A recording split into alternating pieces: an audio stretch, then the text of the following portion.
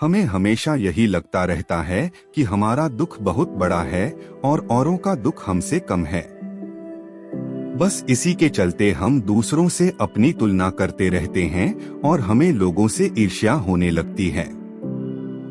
आज की कहानी भी एक ऐसे व्यक्ति की है जिसे अपने जीवन में समस्या ही समस्या दिखती थी। आज की प्रेरणादायक कहानी समस्या नहीं समाधान ढूंढो। एक व्यक्ति था, उसके जीवन में हर वक्त कोई ना कोई समस्या रहती थी। कभी कोई बीमार पड़ जाता था, कभी अपनी तनख्वाह को लेकर वह परेशान रहता था, कभी बॉस से उसका झगड़ा हो जाता था। हर समय कोई ना कोई उलझन उसके सामने आती ही रहती थी।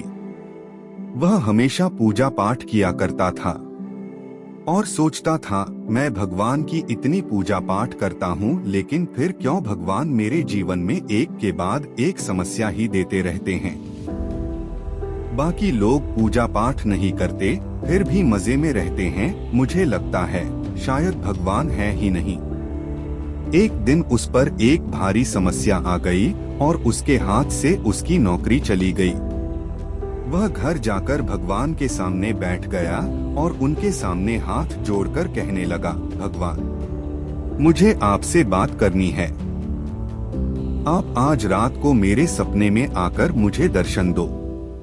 वह लगातार भगवान से यही बोला जा रहा था और ऐसे बोलते बोलते उसे नींद आ गई और उसे एक सपना आया जिसमें भगवान ने उसे दर्शन दिए।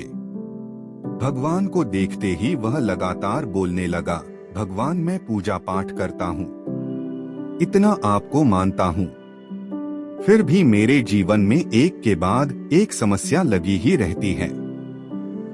गलत काम करने वाले लोग मजे से अपनी जिंदगी गुजार रहे हैं और एक मैं सीधा साधा इंसान, मुझे क्यों आप कष्ट दे रहे हो। मैं इन समस्याओं से छुटकारा पाना चाहता हूँ। क्या आपको अपने भक्त पर तनिक भी दया नहीं है। भगवान बोले, नहीं वत्स, ऐसी बात नहीं है। मेरा प्रेम और दया तो हमेशा भक्तों के साथ है। व्यक्ति बोला, तो फिर भगवान मेरी समस्याओं को दूर करो। भगवान बोले, ठीक है। भगवान ने एक बरगद के पेड़ की तरफ इशारा करते हुए कहा, तुम अपनी सारी समस्याएं एक कागज पर लिख दो और उसे एक पोटली में रखकर बरगद के पेड़ पर बांध दो। व्यक्ति बोला, सचमुच भगवान, आज ऐसा लग रहा है मुझे मेरे पूजा पाठ का फल मिल रहा है। भगवान बोले, रुको, पर इसके साथ मेरी एक शर्त भी है। तुम्हें उधर पोटली बांधकर आने के बाद उधर से एक दूसरी पोटली लेकर आनी होगी और उस पोटली में जो समस्या होगी वो तुम्हारे जीवन में आ जाएगी और जो तुमने समस्या लिखी है वो तुम्हारे जीवन से चली जाएगी। एक बात और, तुम किसी भी पोटली को खोलकर नहीं देख सकते। व्यक्ति ने कहा, ठीक है भगवान, मैं ऐसा ही करूँगा। व्यक्ति ने बहुत सारे कागजों पर अपनी समस्याएं लिखी और उसको इकट्ठा करके एक पोटली में रख दिया। उसके बाद उस पोटली को बरगद के पेड़ पर बांध दिया।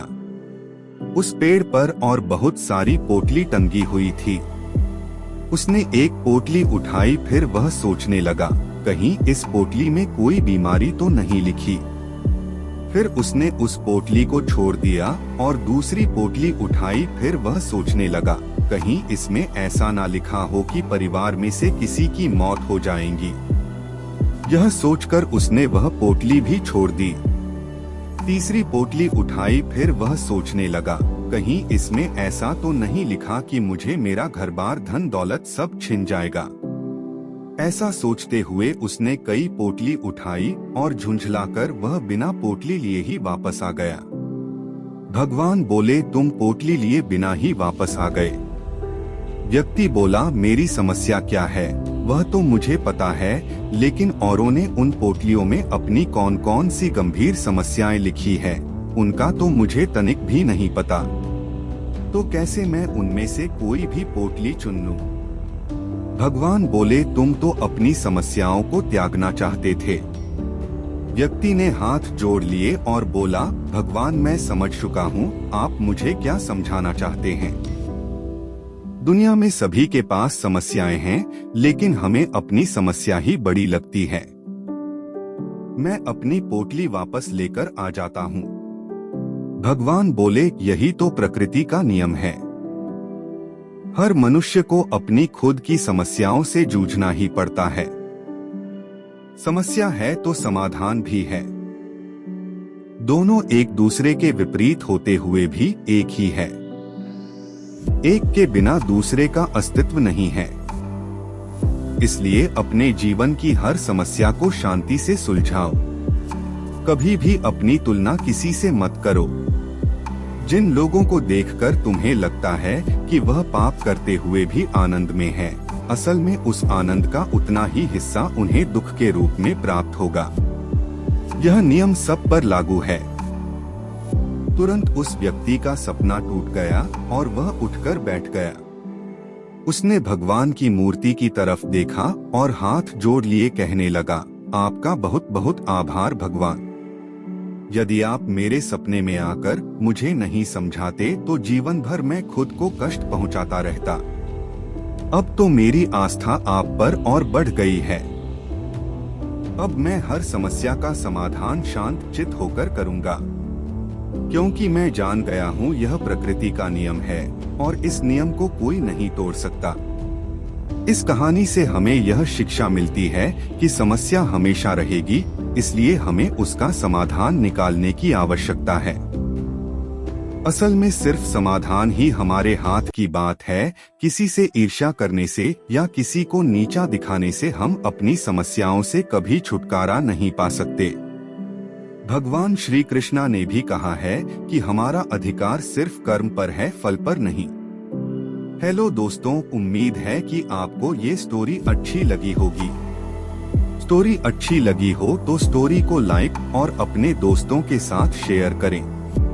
तो मिलते हैं फिर ऐसी ही स्टोरी में नेक्स्ट स्टोरी वीडियो में। अगर आप इस चैनल पर नए हैं तो आप मेरे इस YouTube चैनल स्टोरी अड्डा बाय AP को सब्सक्राइब करें। Thanks for watching.